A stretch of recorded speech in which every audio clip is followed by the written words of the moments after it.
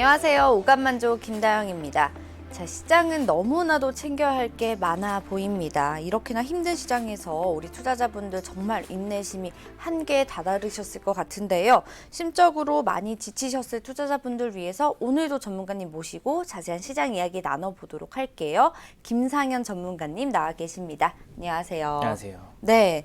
자, 어제 저희가 한일 갈등 배경과 시장 영향들에 대해서 함께 이야기를 나눴었죠. 근데 시장이 좀 빠져도 너무 빠졌습니다. 이대로 괜찮을지 너무 우려가 크고 특히 코스닥 너무 많이 빠졌고요. 코스피도 좀 많이 빠진 모습인데 오늘 흐름은 또 어떤가요? 네, 일단 어제 말씀드리면서 코스닥이든 코스피든 일단 어제는 사지 말고 살려면 좀 참았다가 이제 어제 기준으로 내일이나 모레, 그러니까 오늘이나 내일 사라고 말씀을 드렸었는데 그쵸. 일단 오늘 그러니까 코스피가 어제는 2% 넘게, 코스닥은 네. 3% 넘게 빠진 상황이었어요. 네.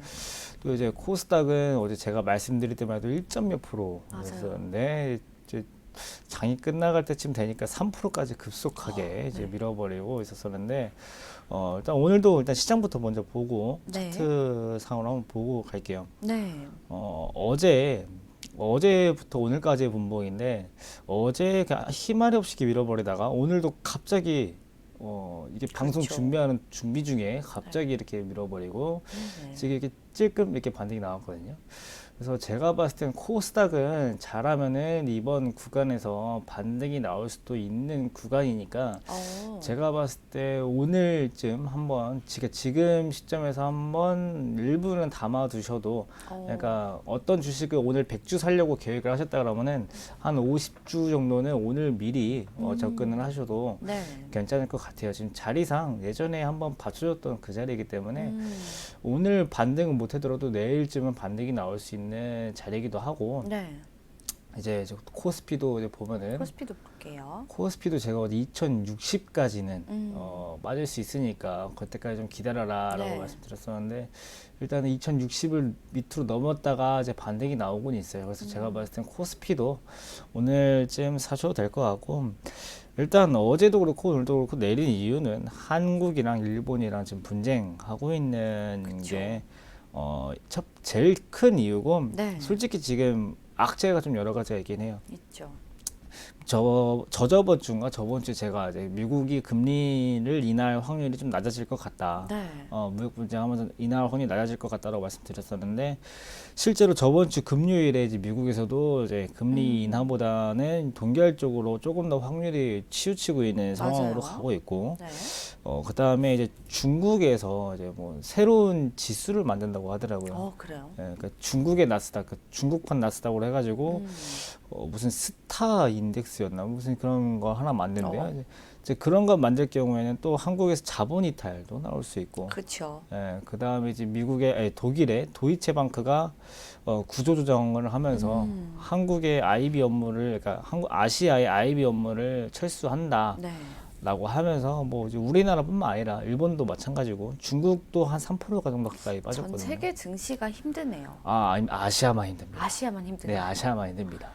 유독 힘드네요, 정말. 미국은 어제 0.6% 빠졌습니다. 네, 그러니까 오를 때는 미국은 2%씩 오르고 그러니까 빠지면 조금 빠지고. 그렇죠. 우리나라는 오를 때는 0.6%, 떨어질 때 네, 2%씩 떨어지고 애플 쇼크에서 지수가 안 좋았다 해도 0.6%. 0.6밖에 안 됩니다. 그러니까 이게 좀 아시아가 지금 조금 힘들지만은 네. 제가 봤을 때는 지금은 그러니까 투자를 조금 무서워할 단계는 아닌 것 같아요. 지금 무서워하면은 놓쳐요. 남들이 다 무서워할 때, 좀 공포에 좀 있을 때, 네. 또 이제 한 가지 좀 덧붙여드리자면은 그 기사분들의 열심히 시장 안 좋은 기자들을 쓰실 때, 네. 기사들을 쓰실 때 그때 매수를 하셔야지. 좋고 나면은 기자들은 좋은 뉴스 쓰기 바쁘기 때문에요. 이렇게 안 좋을 때 미리미리 좀 들어가는 게 좋고, 일단은 지금 코스피 보면은 삼성전자가 지금 오늘 1%가 넘게 상승을 좀 하고 있어요. 네네. 그러니까 지금 삼성전자를 오늘 좀 처음에 좀 말씀드리면서 좀 덧붙여 드릴 말씀이 있는데, 네. 일단 삼성전자 레포트 먼저 보고 들어갈게요. 네. 삼성전자 레포트 먼저 볼게요. 여기에 한경 컨센서스에 들어가서 네. 삼성전자를 검색하시면은 제가 어제 읽었던 레포트가 이 보시면은 리뷰 해가지고 있습니다. 네. 유진투자증권에 여기 있네요. 네, 여기 레포트를 한번 들어가 네. 볼게요. 네, 이거 유진투자증권에서 쓴 삼성전자 레포트고 여기 반도체 디스플레이 이승우 애널리스트님이 쓰셨는데 제가 읽다가 여기 부분 여기 투자 의견 바이 목표가 53,000원 유지 이 네. 부분에 대해서 좀 생각을 좀 해봤어요. 네. 일단 읽어드리면은 하반기 실적은 개선 쪽에 무게를 두고 있다. 그러나 개선폭은 상당히 제한적인 수준일 것이다. 재고를 감안했을 때 메모리 가격이 추가 하락할 것으로 예상되기 때문이다. 그러니까 삼성전자가 개선은 하겠지만은 메모리 가격이 반등이 안 되고 하락이 되기 때문에 개선폭은 좀 제한적일 수 있다라는 뜻이고 향후에 얼마나 재고가 빨리 줄어드는지가 가장 중요하다. 네. 그리고 하반기와 내년 중익 가능성을 고려할 때 IT 중에서는 삼성전자가 제일 낫다. 그게 유진투자증권의 의견이다. 네. 라고 했고 이제 그 밑에 추가적으로 정치적 이해관계로 이제 등등등등 해가지고 일본의 핵심 소재 수출 규제 이런 말씀도 있는데 일단 저는 전반적으로 이 의견에 동의를 합니다. 삼성전자는 지금도 사셔도 되시고 목표가는 53,000원 이상 가능할 것 같고 네. 제가 한 가지 여기에서 다른 생각을 가지고 있는 부분이 있어요. 어떤 거죠? 여기에 재고를 감안했을 때 가격이 추가 하락할 것으로 예상되기 때문이다. 이제 여기 두 번째 문장인데 네.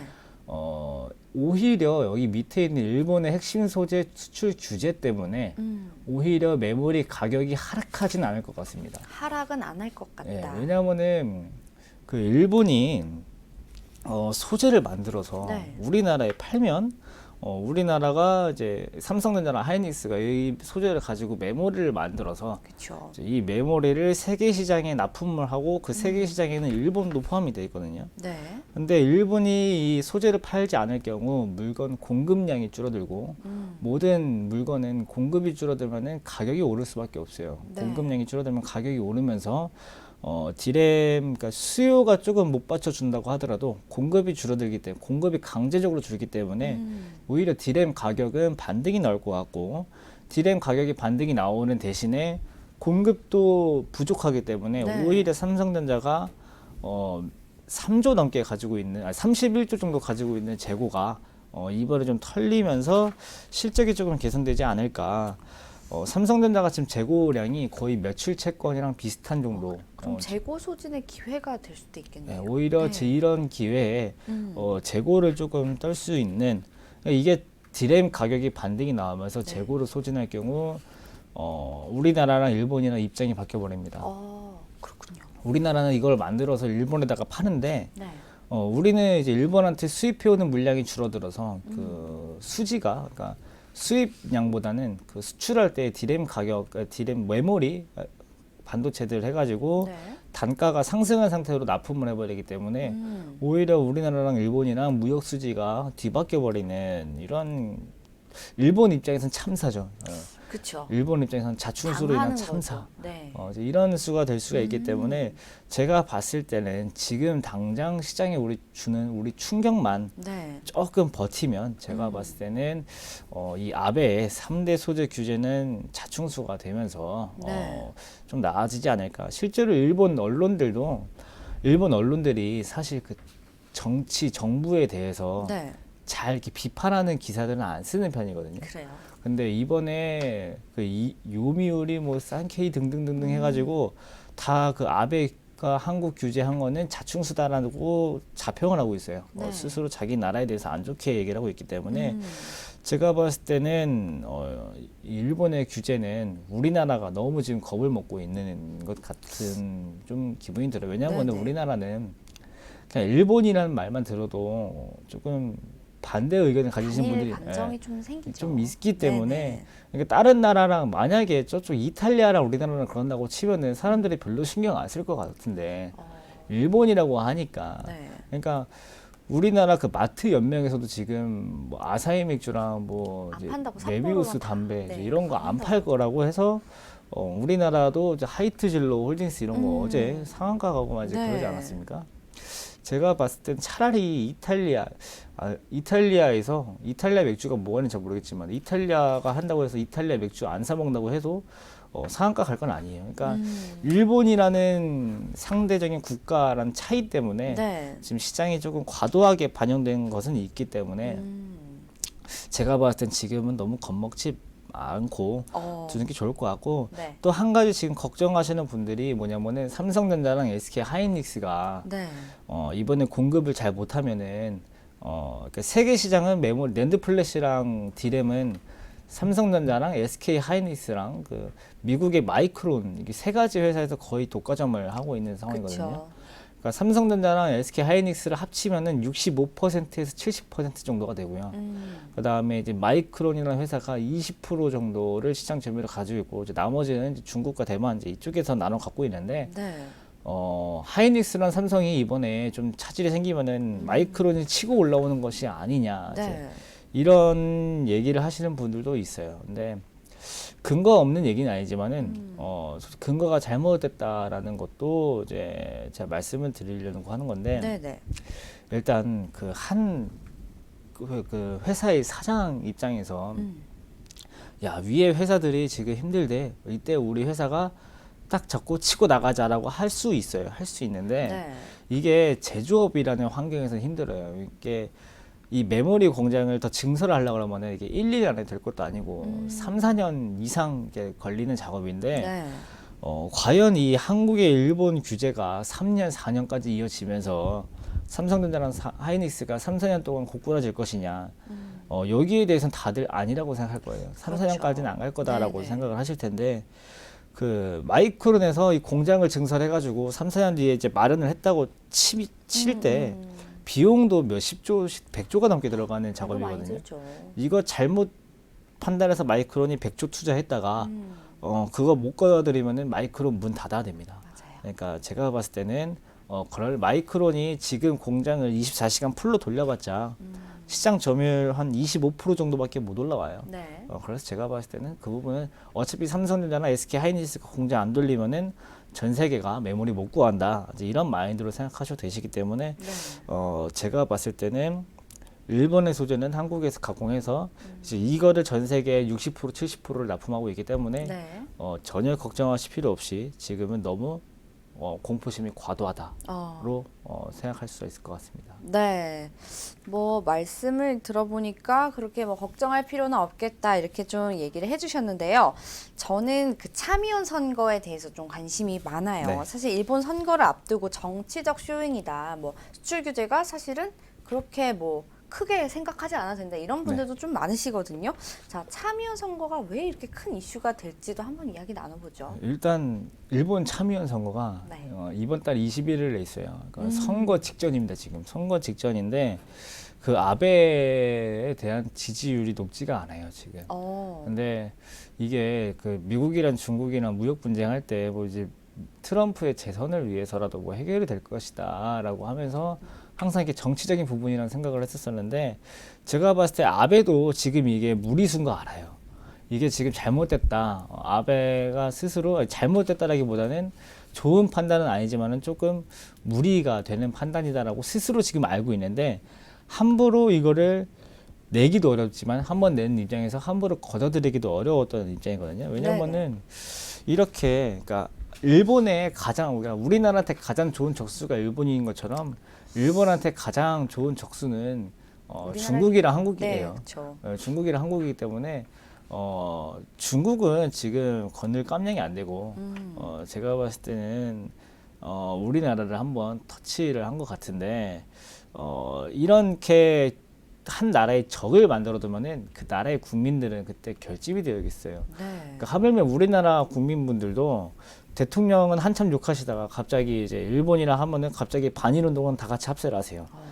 그러니까 이런 것들이 그러니까 적이 생기면은 지지율이 올라가는 것들 효과를 좀 이용해서 일본이 이번에 그 자민당이 21일 참의원 선거에 대비를 해가지고 네. 아마 아베가 이게 악수인 것은 알겠지만은 국내 그러니까 일본에다가는 계속 좋은 면모를 좀 얘기해주면서 한 것 같고 일단 아베가 생각하는 베스트 시나리오는 그 우리나라 정부가 지레 겁먹고 빨리 항복을 해버리거나 아니면은 뭐 규제 강화를 계속 21일까지 계속 강화를 하면서 한국이랑 일본 국민들이 계속 감정적으로 대립을 할 수 있게 이런 것들을 만들어주는 게 가장 베스트 시나리오라고 생각을 할 텐데 네. 일단은 어제 그 문재인 대통령님 그거 들어보니까 네네. 지금 당장 항복을 할 것 같지는 않고요. 왜냐하면 또 이제 또 진보 정부가 이제 일본이랑은 조금 반대되는 그 성향을 가지고 있기 때문에 네. 쉽사리 이제 뭐 항복을 할 것 같지는 않고 음. 좀 걱정을 해야 될 거는 사실 제가 아까 오늘 당장 과감하게 네. 사실 오늘 다 사셔라라고 말씀 못 드린 게 뭐냐면은 일본이 21일까지 조금 어떤 또 다른 무리수를 둘지 몰라요. 또 어떤 카드를 갖고 있을지 네. 모르죠. 그렇기 네. 때문에 제가 봤을 때는 그 문제가 좀 있는데 음. 제가 생각할 때는 네. 이게 제가 정치를 해보진 않아서 가장 이게 베스트 답안일지 모르겠지만은 지금 이게 문제가 생긴 게 어제 말씀드린 것처럼 한 명당 1억씩 배상하는 것부터 나왔던 그쵸, 얘기잖아요. 사실은. 네. 제가 봤을 때는 이 한 명당 1억씩은 그래 일본한테 주지 마라. 그래 안 줘도 된다라고 얘기를 하고 그러면 여기에 대해서 너네가 했던 부분에 대해서 인정만 해라. 왜냐면은 그 너네가 인정하면은 한일 청구권 협정에 포함이 된다. 그러니까 배상 안 해도 되니까 너네가 이거 한일 청구권 협정에 들어가는 거야라고 확실하게 확답을 줘라고 해버리면은 여기서 그냥 끝나버릴 것 같은데 줄까요, 확답을? 안 주겠죠. 네, 그리고 그렇죠. 돈도 안 주. 그러고서 돈도 안 주면 오히려 우리나라는 일본에 대한 감정이 더 안 좋아지면서 좀 그럴 경우도 있겠지만은 네, 제가 네. 봤을 때는 그렇게 해결되는 게 가장 지금 베스트긴 하지만은 이게 왜 그러냐면은 21일 날 참여연 선거를 했다고 칩시다. 그러면은 당장 일본 아베가 이 패를 어떻게 걷어들여가야 될지도 애매할 거예요. 잘 걷어 가야 될 텐데요. 네. 잘할 수 있을까요? 이게 아베가? 싸지는 똥도 네. 잘 치워야 된다고. 그쵸. 이제 그것도 한 가지 이거를 자존심 때문에 못 치울까 봐. 이제 그것도 대책 없이 이렇게 해놨으면 안 될 텐데요. 그렇죠. 그것도 한 3개월 동안 준비를 했을 텐데요. 네. 이게 좀 대책이 있길 조금 혼자서 한번 생각을 해보면서 대책이 제발 네. 있길 바라면서. 제가 그 영자 신문이랑 중자 신문을 읽어도 일자 신문을 못 읽기 때문에 어떻게 일본 언론이 어떻게 돌아가는지는 알 수가 없지만은 네. 어떻게든 조금 잘 이 방향이든 제가 생각하는 방향이든 네. 위에서 높으신 분들이 생각하시는 방향이든 좀 좋은 방향으로 생각을 좀 맞춰가면서 좀 해결이 좀 잘 됐으면 좋겠습니다. 네, 뭐 아베의 능력을 한번 지켜보도록 하죠. 뭐 네. 조용히 지켜보면 될 것 같고요. 자, 일본의 수출 규제에 대한 진행 상황들 저희 더 자세하게 이야기 나눠봤습니다. 자, 오늘도 역시나 시장 좀 답답해하시는 분들 굉장히 많으시거든요. 그래서 개별 종목에 조금 더 집중을 해야 될 때라고 저희가 판단이 되는데요. 오늘도 그래서 역시나 종목 분석하는 시간을 가져보도록 하겠습니다. 오늘은 어떤 종목도 분석해 주실 일단 건가요? 첫 번째는 국일제지입니다. 국일제지. 네. 네. 자, 뭐 이 종목은 워낙 유명하죠. 수소차와 그래핀 관련주로 엮이면서 주목받는 종목입니다. 오늘은 그래도 국일제지가 4%가량의 상승을 좀 보이고 있어요. 그 와중에 이 종목은 상승을 보여주고 있는데 어떻게 또 대응을 해야 될지가 중요하단 말이죠. 어떻게 네. 할까요? 일단 국일제지는 제가 어제 그 선정을 하면서 네. 어제 일단 결론부터 짚고 네. 넘어가 드릴게요. 어제 딱 고르면서 이 종목은 내일 사도 될 것 같은데 오. 라는 생각을 했는데 네. 오늘 하는 거 보고 일단 그 결론은 철회입니다. 네. 예, 일단 그 결론은 철회고 네. 일단 다시 천천히 이제 네. 그 기업 분석부터 넘어가도록 할게요. 봅시다. 일단은 항상 하시던 것처럼 네. 기업 분석에 들어가셔가지고 국일제지 보시면은 각종 지류의 제조, 가공 판매업, 도소매, 수출 임업을 영위할 목적으로 설립됐고 네. 이제 2018년 11월 친환경 소재인 그래핀 시장에 진출하기 위해선 자회사 국일 그래핀을 설립하였다. 그다음에 상용화를 위한 연구 개발에 매진하고 있다. 이제 네. 이런 회사고요. 그다음에 이제 기업 기여로 넘어가서 매출을 보면은 아직까지는 그래핀 관련된 건 전혀 없고요. 그렇죠. 다겹지, 제품 및 상품, 그다음에 임대 매출 이제 이거밖에 없어요. 이거 네. 꼭 체크하셔야 되면 지금 그래핀 매출 없다라는 거. 실제로 지금 그래핀은 팔 수가 없는 상품이에요. 이렇게 보고 체크하고 넘어가시고 이제 제일 중요한 실적 부분인데 네. 일단 매출액은 2015년 이후로 400억 수준으로 400억에서 500억 사이로 계속 유지가 되는데 그 뒤로 이제 영업이익이 별로 좋지가 않아요. 영업이익이 네. 8억. 그러니까 매출액은 400억씩 땡기는데 영업이익이 8억. 이러면은 영업이익이 2%밖에 안 된다는 거거든요. 그렇죠. 그러니까 영업이익률이 너무 낮다라는 거 이거 음. 보시고 그 다음에 내려가 보시면은 당기순이익이 흑자, 적자, 흑자, 네. 적자 왔다 갔다 하는데 아마 이 당기순이익이 왔다 갔다 하는 부분은 투자, 그 다음에 뭐 재무 이전 네. 부분 때문에 좀 왔다 갔다 하는 것 같아요. 왜냐하면 국일제지가 지금 12 전환사채 가지고 있던 물량도 있어가지고 아마 이제 그 영역인 것 같고, 그러니까 실적상으로는 딱히 눈여겨볼 부분이 어. 없다. 그 다음에 재무 상태표를 한번 넘어가시면은 네. 한 가지 리스크만 체크하고 음. 유동자산이 467억, 재고자산이 130억, 그러면 330억 정도의 유동자산이 남아 있는데 그렇죠. 여기서 이제 쭉 내려서 이제 부채, 유동부채를 가면은 550억 정도가 있어요. 그러니까 자산에 비해서 부채가 조금 많다. 네. 그러니까 지금 시비가 있지만은 추가 시비가 언제든지 당장 나와도 이상하지 않은 상황이기 때문에 이 시비 공시 조심하셔야 돼요. 시비 또는 유상증자 공시 네. 항상 조심하셔야 되는 종목이시고요. 그렇죠. 그다음에 현금 물음표를 가시면은 영업은 적자입니다. 네. 영업은 적자고 아무래도 박엽지 이쪽 부분보다는 임대나 그쪽에서 좀 돈을 좀 벌고 있는 것 같이 보여요. 네. 일단은 뭐 솔직히 기본적 분석상 봤을 때 별로 건전하진 못하는 회사다라는 정도만 좀 체크가 되는 것 같고, 네. 이제 차트로 넘어가 보시면은 차트를 한번 볼게요. 이 차트가 아주 계단을 잘 그어놨어요. 이렇게 횡보하다가 이렇게 왔거든요. 네. 이게 차트를 조금 이렇게 보면은 이때 예전에는 이게 저기가 너무 급등해서 그런데 이렇게만 봐도 예전에도 급등을 많이 했어요. 그렇네요. 이 급등을 했던 이유가 수소차 테마주로 분류가 되면서 급등을 했었는데 수소차. 이 4월 24일 이후에 급등을 했던 것들은 이 구글 그래핀이 구글이랑 같이 일을 네네. 한다라는 그 뉴스 때문에 그랬던 거거든요. 맞아요. 이게 이게 수소차랑 그래핀이랑 다 엮였던 이유가 뭐냐 그러면은 구글 그래핀이라는 회사에서 네. 탄소 나노 튜브 해가지고 그래핀 소재를 하고 있는데 이 탄소 섬유가 수소차에도 쓰일 수가 있기 때문에 네. 수소차에도 분류가 되고 시간이 지나서 그래핀 구글 뉴스가 뜨면서 구글 그래핀 해가지고 그래핀 관련 주가까지 떴었는데 네네. 일단 제가 최근 6개월치만 펴서 보면 된다고 이제 말씀드렸는데 그쵸. 이 솔직히 이 급등하기 이전에 네. 여기 이 부분은 의미가 없어요. 너무 급등하고 해서 차트가 별로 이게 그려지지는 않기 때문에 네. 딱 점상 같던 여기 부분부터 좀 봐도 되긴 하거든요. 일단은 이거는 좀 응용하는 방법이니까 그냥 기본적으로 원래 했던 방법으로 같이 볼게요. 네. 일단은 두꺼운 양봉 음봉을 보면은 일단 여기가 제일 두껍고요. 그쵸. 여기랑 여기가 제일 두껍고 네. 음봉은 여기 위에 세 개가 있네요. 네네. 그러면은 여기 밑에 두꺼웠던 밑줄을 거 좀 여기 그어볼까요? 하나 긋고 음. 여기 또 하나 긋고 네. 그다음에 여기 부분이랑 여기도 그어지긴 한데 일단 한번 그어보고 네네. 그다음에 여기까지 이제 이렇게 그쵸. 그어지네요.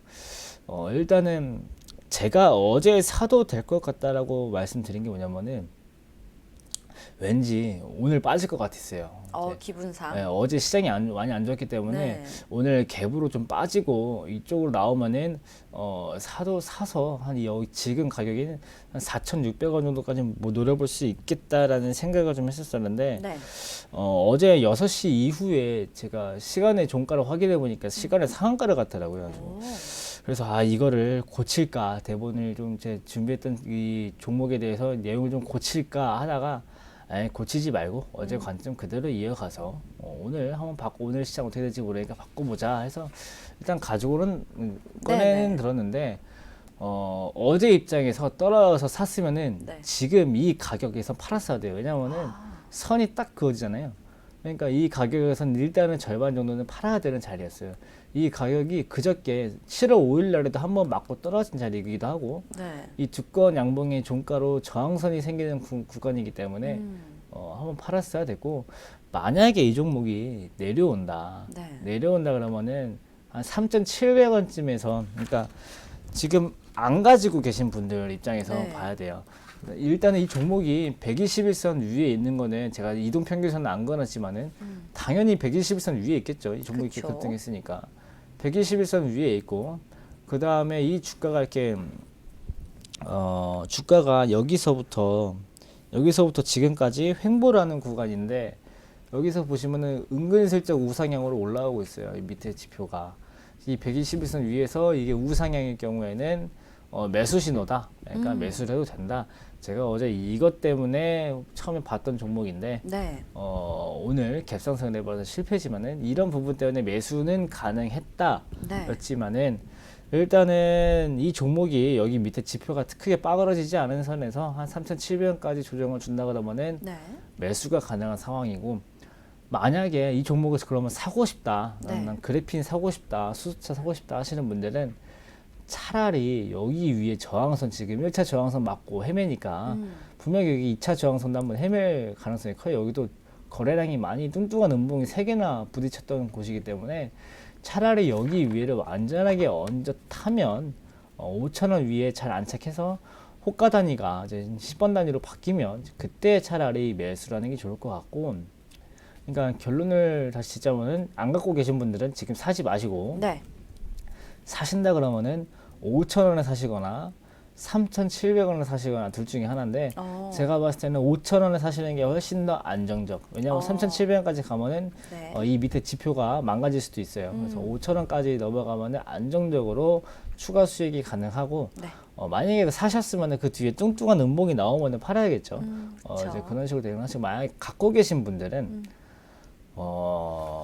지금은 절반 정도는 매도를 해야 되는 단계라고 보고 왜냐면은 네. 일단 저항은 맞았으니까 절반 정도는 팔아야 되는 단계고 한 3,700원쯤 오면은 이 팔았던 물량을 다시 사셔도 되지만은 만약에 3,700원을 못 지키면은 바로 손절에 들어가야 되는 단계다. 네. 이렇게 들어가시고 만약에 이분도 5,000원 이상 넘어가면은 가지고 있는 거 안 파셔도 됩니다. 오히려 그때 추매해서 불타기를 해서 추가적으로 수익을 내도 되는 단계인데 일단은 지금 그래핀 테마가 강하게 엮여 있다라는 거, 네. 그 다음에 대신에 코스닥 시장이 반등이 나올 것 같으니까 근데 이렇게 시장 안 좋을 때 안 빠지는 종목이 정작 시장 좋아지만 빠지는 경우들이 생겨요. 그 그쵸. 부분만 좀 체크해가지고 네. 왜냐면 지금 시장 안 좋네 올랐던 이유가 딴 거 살 거 없어서 수급이 몰린 경우들이 있거든요. 그러니까 딴 거 살 게 생기면은 당장 빠질 수가 있어요. 이제 그 그쵸. 부분 여러 가지 항상 주식 살 땐 여러 가지 좀 생각을 해야 되지만은 네. 제가 말씀드린 부분 한 이 3가지 정도만 잘 판단해가지고 매수하시면은 충분히 수익 낼 수 있는 종목이다라고 보면 될 것 같습니다. 네, 자, 첫 번째 종목 분석 국유제재에 대해서는 보유하신 분들은 현재 시점에선 절반 매도 좀 추천해 드리고요. 아니면 손절가 3,700원을 제시를 해 드렸고요. 미보유자는 어제와 마찬가지로 접근 안 하시는 게 좋겠다라고 좀 언급을 해 주셨습니다. 자, 그렇다면 다음 종목도 좀 살펴볼게요. 이번에 분석해 주실 종목 어떤 종목이죠? 네, 이번에는 미래에셋 벤처 투자입니다. 네, 이 종목은 어떤 기준에서 좀 선정을 하셨나요? 일단은 이렇게 투자자분들이 잘 모를 만한 회사고요. 왜냐하면 미래에셋 벤처 투자는 잘 들어보지 못하신 분들 많으실 거예요. 대부분 뭐 투자자분들이 개인적으로 얘기 들어보면 테마나 네. 이슈되는 거에 많이 투자하시지 이렇게 약간 벤처 투자 자문 이런 데는 관심 많이 없으신 것 같더라고요. 이 종목을 아시려면 정말 올해 초에 코스닥 벤처 펀드 투자 활성화 할 때 반짝 한 일주일 정도 떴었거든요. 네네. 이제 그때 관심 갔던 분들도 모를 수가 있어요. 왜냐면은 그래요? 그 뒤에 막바지쯤에 갑자기 상장된 회사예요. 그러니까 이 창투사가 유명해지기 테마를 받고 나서 이 테마의 끝부분에 상장된 회사이기 때문에 네. 조금 이제 그분들도 알 수도 있고 모를 수도 있고 생소한 종목이군요. 그 다음에 이제 새로 또 상장된 회사이기 때문에 네. 투자를 이제 신규 상장 종목을 매번 체크하시는 분들이 아니시라면은 잘 모를 텐데 일단 제가 신규 상장 종목 저번에 푸드나무 한번 말씀드리면서 했었죠. 했었었는데 오늘은 신규 상장주이자 네. 기본적 재무제표를 보기 어려운 네. 은행 그러니까 얘가 코스닥에서 은행 쪽에 들어가기 때문에 벤처 투자는 물건을 만들어서 파는 회사가 아니라 재무지표가 조금 달라요. 네. 이제 그런 거 한번 체크해 드리려고 가지고 와봤고요. 네, 한번 일단 볼까요? 미래에셋 벤처 투자 네. 기업 분석을 좀 봐야겠죠. 보시면은 이제 기업 분석 내용에 기업 편향부터 딱 들어가시면은 이제 보시면은 동사는 소기업 창업 투자 회사로 네. 중소기업 창업 투자 종합 등 조합 결성을 통해 말이 어려워요. 그러니까 그렇네요. 결론은 벤처 캐피탈입니다. 그러니까 네. 신규 회사 돈 빌려주는 회사입니다. 돈 빌려주고 거기서 지분 갖고 수익 올리는 회사고요. 예를 들어서 옛날에 신라젠 상장하기 전에 신라젠 이런 거 공모주 전에 네. 그런 거 좀 신라젠 투자 좀 해주고 너네 약 좀 열심히 만들고 나중에 상장하자 이렇게 해놓고 나중에 상장해서 신라젠 비싸게 팔아먹고 7만 원, 8만 원, 9만 원 이렇게 좀 팔아먹고 이렇게 네. 수익을 내는 그런 회사고요. 일단은 벤처 캐피탈이 어려워요 보기가. 왜냐면은 이런 구조죠. 저희가 이제 신라젠이 성공할 회사인지 아닐지 알까요? 모르죠, 사실. 모르죠. 이제 네. 그런 것들을 잘 알고 나서 벤처 캐피탈이 돈을 줬을 텐데 저희는 벤처 캐피탈이 투자한 신라젠이 잘 될지 안 될지도 모르고 이 벤처 캐피탈이 성공할지 안 할지도 몰라요.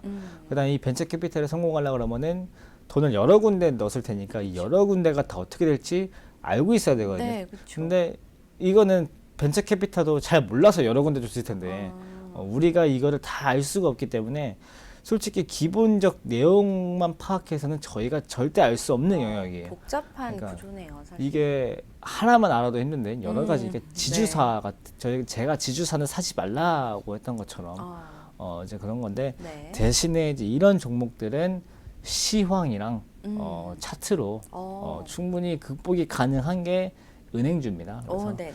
이제 그쪽 한번 제가 설명드리려고 갖고 왔고 네. 일단 다시 계속해서 내용을 보면은 당연하게도 투자, 회수, 재투자 구조로 돈을 버는 회사입니다. 그다음에 이제 기업계로 넘어가면은 다른 회사랑 다르게 그 원 그래프가 없어요.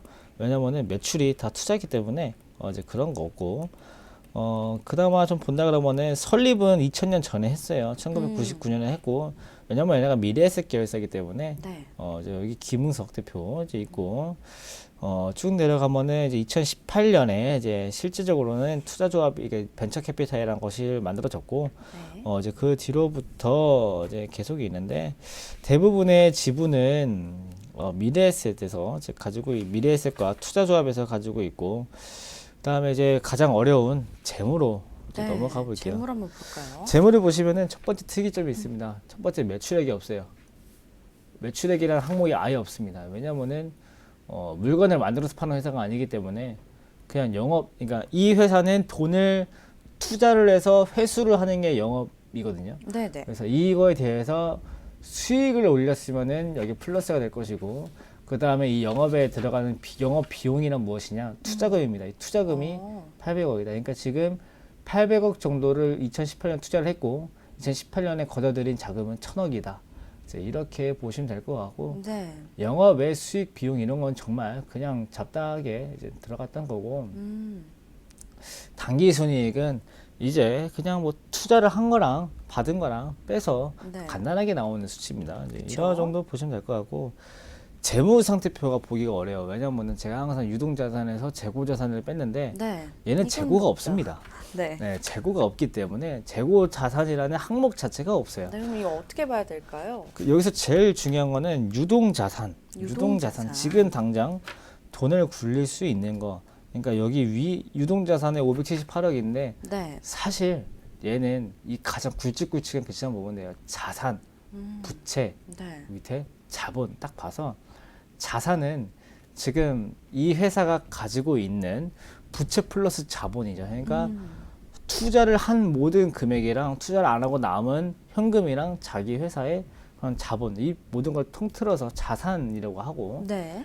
그 다음에 이 부채는 무엇이냐 왜냐면 이 벤처 캐피탈도 그냥 자기네 자본금으로 투자하는 게 아니고 돈을 어디선가 차입을 해와가지고 이 돈으로 투자를 하는 거거든요. 네네. 그러니까 그 돈을 차입을 잘 해와야 잘 투자도 할 수가 있어요. 네. 그러니까 보시면 부채가 140억, 85억, 48억, 그러니까 이렇게 돈을 얼마 못 빌려왔다가 네네. 2천억 정도 이번에 작년에 상장하면서 상장 준비하면서 이렇게 갖고 온 상태에서 했기 때문에 이번에 영업 수익이 많이 나왔던 이유가 되고요. 네. 그러니까 이 회사가 부채가 급증했다. 부채가 지금 몇 배냐? 40 부채가 40배가 늘었다. 이 회사가 망할 거 아니냐? 네. 이렇게 생각하는 게 아니고 이 회사가 투자할 수 있는 돈이 40배나 늘었구나. 이제 이렇게 라고 생각하시면 돼요. 생각하면, 네. 예, 부채가 안 좋은 게 아닙니다. 이 회사는 대신에 부채랑 자산을 봤을 때 부채 증가율보다 자산 증가율이 이게 속도가 차이가 나게 되면은 그때 얘네가 잘 안 되는구나. 그리고 대표적으로 이 회사는 코스닥 시장이 조금 코스닥이랑 코넥스 시장이 조금 상승을 해줘야 네. 잘 수익을 낼 수 있는 구조이기 때문에요. 지수도 좀 굉장히 중요하고 네. 지수 얘기 나왔으니까 봤는데 지금 코스닥이 반등을 많이 했습니다. 네. 마이너스 0.3까지 올라왔어요. 아까 마이너스 1.2까지 제가 봤었는데 네. 순식간에 1% 또 올랐네요. 올라왔네요. 가지고 이건 다행이고요. 네. 이제 계속 이제 넘어가 버리면은 이제 기본적 분석으로 봤을 때 이 회사가 올 초에 상장을 했고 작년부터 돈을 급격하게 땡겨 오면서 실질적인 투자를 했다. 이제 이 정도 보시면 될 것 같고. 네. 제가 지주사, 그다음에 잘 모르는 거, 그다음에 신규 상장주 이런 거는 웬만하면 사지 마라라고 말씀드렸는데 네. 미래에셋 벤처 투자는 한 번쯤 그냥 100% 차트에 의존해서 한 번쯤은 들어가도 될 만한 네. 종목일 것 같아서 제가 한번 설명을 드리려고 갖고 왔고요. 네. 네. 차트를 딱 보시면은 이게 차트의 전부입니다. 앞자리 없고요. 네. 처음에 상장하고 나서 이게 단 거죠? 예, 이게 답니다. 3월 15일 날 상장을 했고 상장했을 때 시가는 6,150원에 결정됐다가 네. 종가는 이제 5,310원에 됐고 그 뒤에 다음 날 상한가를 갔어요. 다음 날 상한가를 갔고 네. 아마 이때가 처음에 그 벤처 투자 펀드 그때 재민이 투자니 대성창투니 이제 이런 것들 다 급등하면서 SBI 투자 이런 거 다 급등하면서 이제 올라왔었는데 네. 그 뒤로 한 3일 영향 받고 이제 별로 영향 없으니까 네. 이제 좀 떨어지게 됐었거든요. 이게 뚱뚱한 양봉을 그럼 찾으면은 차트 전체에서 뚱뚱한 다 찾을게요. 여기 네. 여기 네. 그 다음에 조금 약하지만 여기 애매한데, 네. 그 다음에 제일 최근 네. 여기 다 그거봤죠. 8개란 말이죠. 이 8개의 선을 다 긋든 안 긋든 간에 여기에 그으면 한 번에 두 개를 한 자리에 그을 수 있고요. 그렇네요. 그 다음에 여기서 하나 그을 수가 있고 네. 그 다음에 여기서 하나 그을 수가 있고 그 다음에 여기 네. 그 다음에 여기 위에 다 합쳐가지고 한 이쯤에 하나 그을게요. 네. 왜냐면 여기도 긋고 여기도 긋고 여기도 가야 되는데 한 중간에만 하나만 그을게요. 네. 그 다음에 이게 차트가 바둑판이 돼버렸으니까 그렇네요. 세로선은 제가 임시적으로 삭제를 좀 하고 네. 가로선만 남기고 세로선은 지워보도록 할게요. 제가 이 종목 갖고 온 이유가 이 뚱뚱한 캔들의 법칙을 정확하게 지켜주고 있어요. 잘 보여요. 그렇죠. 이게 여기서 이렇게 하락이 나왔다가 하루 만에 하락이 나왔다가 하루 만에 그 지지선 가지고 반등이 나오고 그 다음에 이 반등이 여기까지 그러니까 시가 갭 뚱뚱한 양봉이 나오고 그 다음날 뚱뚱한 음봉의 시가까지 딱 나오고 그 다음에 하락을 하는데 반등이 언제쯤 반등하냐 이 뚱뚱한 음봉의 시가에서 정확하게 반등이 나와요. 그래서 제가 이 부분 때문에 네. 9일 세지도 그렇고 이 뚱뚱한 음봉의 시가를 넘어가면 사라는 거예요. 이 부분에서 강력한 지지가 나오거든요. 한번 넘어가면은.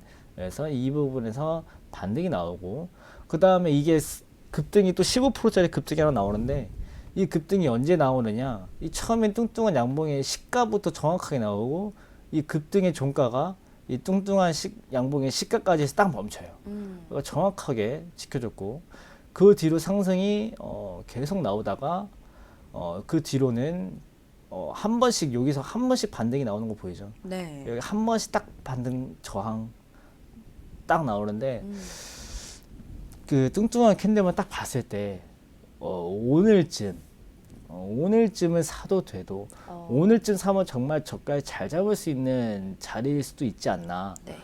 일단 생각이 들고 일단 두 번째 지표로 이게 121선이 아직 없어요. 그렇죠. 네, 있긴 있는데 한 3칸인가 4칸이거든요. 그러니까 저번 주부터 121선이 그려지기 시작했는데 121선은 그러면 아직은 없다라고 가정을 짓고 네. 이 밑에 이 지표를 보면은 여기서부터 꾸준하게 우상향이 나오고 그 뒤에 딱히 하락 없이 여기 부분 제로에서 딱딱 이렇게 모여주고 있거든요. 네. 제가 봤을 때 그래서 이 지표도 지금은 한 번쯤은 매집이 어느 정도 진행이 되지 않았나 싶어서 네. 오히려 이번 구간을 기회로 강한 반등이 나와서 한 7,000원 내지 8,000원까지는 네. 강하게 반등이 나올 수 있는 종목일 것 같다. 대신에 전제 조건이 있습니다. 제가 푸드나무 말씀드리면서 보호예수 말씀드린 적 있잖아요. 그렇죠. 6개월, 12개월 법칙을 꼭 지키셔야 돼요. 이 종목이 3월에 상장했기 때문에 네.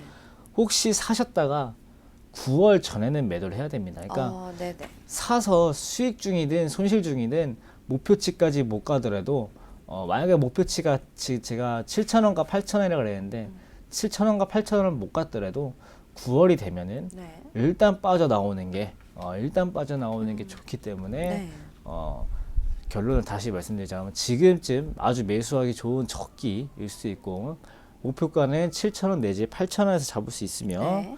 그 다음에 만약에 판다 그러면은 목표가에서 파시거나 9월에 파셔야 되시고 네. 그 다음에 혹시나 지금 이 종목 물려 계신 분들이 많지는 않겠지만 계실 거란 말이죠.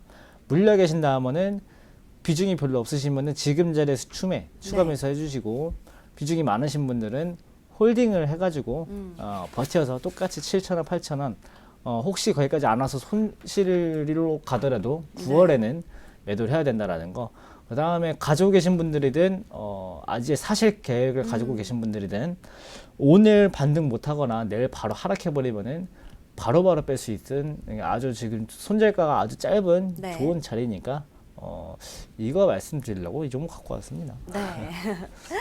네, 알겠습니다. 미래에셋벤처 투자에 대해서 저희가 이 종목 좀 살펴봤는데요. 일단 간략하게 좀 정리를 해드리자면 보유하신 분들은 목표가는 7,000원까지 보시면 되고요. 적어도 9월 전에는 좀 매도하시는 방향으로 좀 방향을 잡으시면 좋겠고 지금이 매수 적기인 만큼 미보유자께서는 지금 좀 접근을 하셔도 괜찮은 종목이라고 말씀을 해주셨습니다. 대신에 빠르게 대응을 하실 수 있는 분들만 접근을 하시기를 저희가 좀 권장을 드리겠습니다. 자, 오늘은 국일제지와 미래에셋벤처 투자 종목 분석해봤습니다. 오늘 도움 말씀 주신 김상현 전문가께 인사드릴게요. 감사합니다. 감사합니다. 네, 생방송으로 진행된 오감만족 저희가 준비한 순서는 여기까지입니다. 자, 이슈를 덮는 시장 상황입니다. 좀 빠르게 이슈가 계속해서 나오는 만큼 오후장 대응도 발빠르게 하셔서 오늘 현명한 투자 하시길 부탁드리겠습니다. 자, 슬기로운 투자 생활은 ITBC와 함께 ITBC 채널 좋아요와 구독 꼭 눌러주세요. 오늘도 시청해주신 여러분 고맙습니다.